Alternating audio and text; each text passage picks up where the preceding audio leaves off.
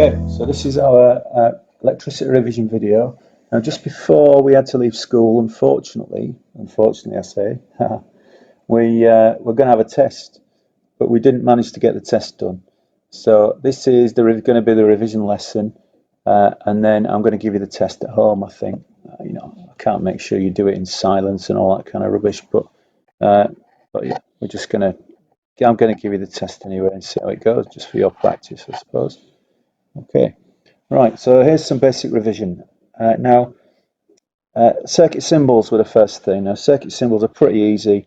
The only thing which did sometimes get a lot of people were the different kinds of resistor.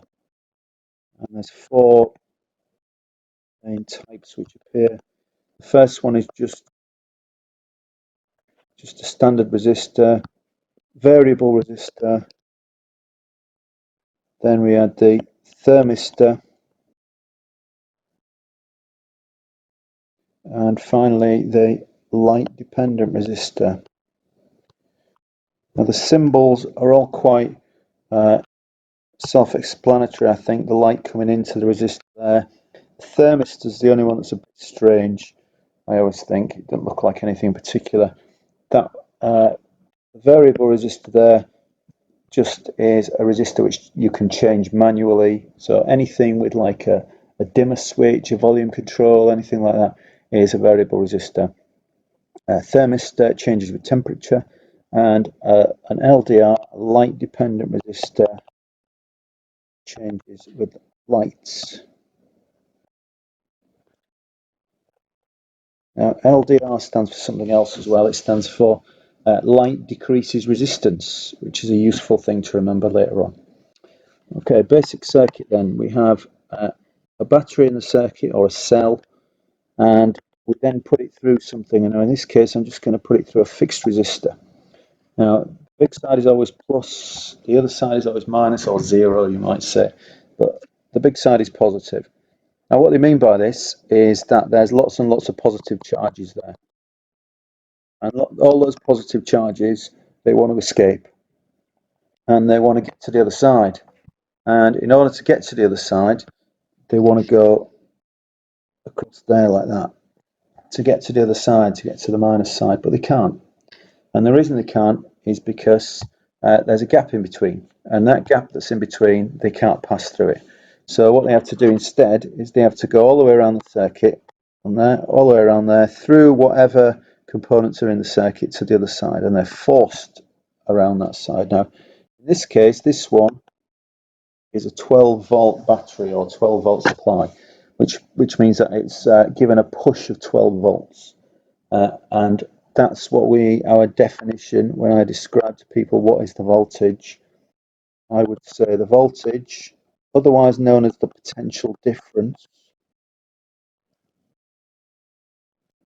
is the electrical push. Right, now as it goes around the circuit, we also get around the circuit these lines which I'm now drawing, and these are the charges which go around the circuit. And these charges which go around the circuit, this is a bit like the flow, and we describe it as a little bit like the flow of water. And just like in water, this can be described as current, and current is the flow. Now, if you wanted to describe it properly, as in a higher level GCSE, you would say the rate of flow.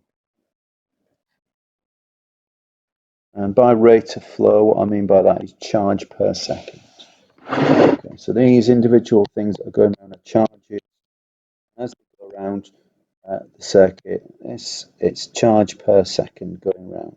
So you can count the number of charges going around per second. Now, unfortunately, that all makes sense, but in real life, the charges aren't positive. The charges are electrons, and they're negative, and they go around the other way. They go around that way instead, because they go negative to positive because they're electrons. So that's the electron flow, and the way that we normally draw it around that way, we call the conventional current. And that's basically the only thing you need to know about that, is that the electrons actually flow from positive to negative around the circuit, but we imagine their positive charges going from plus to minus, being forced through whatever it is. and in this case it's a fixed resistor being there.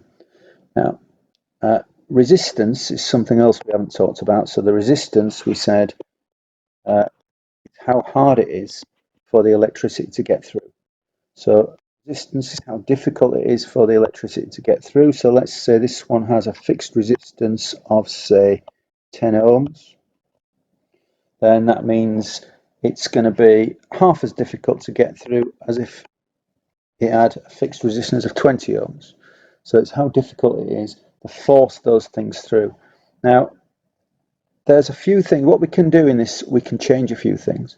So let's say, for example, we decide we're going to change the voltage or the potential difference of the battery, and that's the push.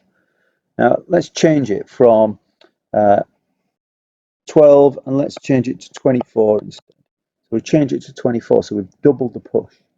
Now if you double the push, you double the flow, which means doubling the voltage or potential difference, you double the current. Now secondly, we've got resistance down here.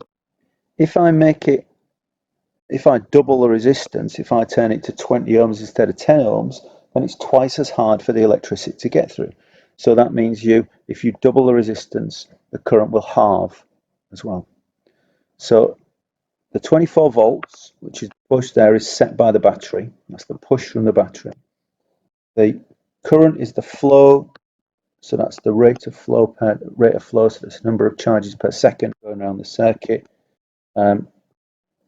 And the resistance is how hard it is to get through. So make it harder to get through, it goes slower. Give it more push, it goes faster. That's basically what we're saying. Okay, now when we're talking about charge and current, one of the equations that we come up with first is this one,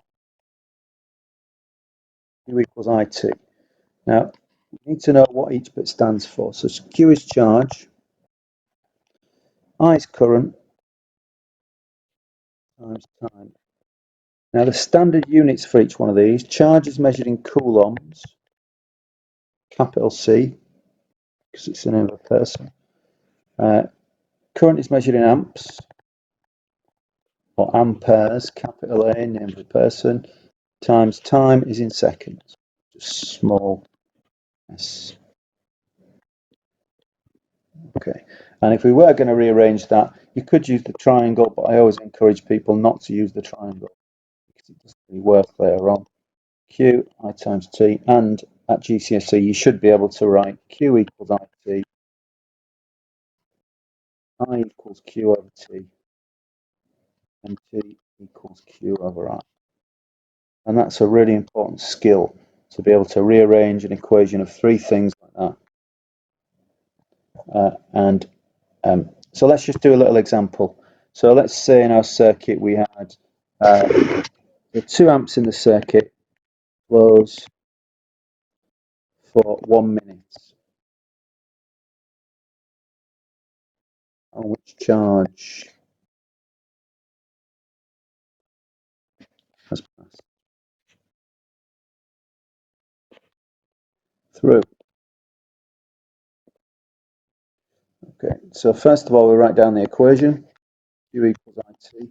Always good practice in case we make a mistake. Secondly, we're going to put numbers in.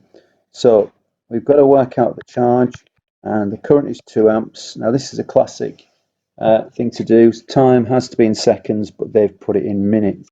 Just messes up, and just to check that we understand that we need to use seconds. So that's 60 seconds. And one of the first thing I would do here is I would just next to there, I would just write 60 seconds in the question. So Q equals 120, and then make sure you get coulombs, and then make sure you underline it or highlight it, whatever you want, just to say it's your answer.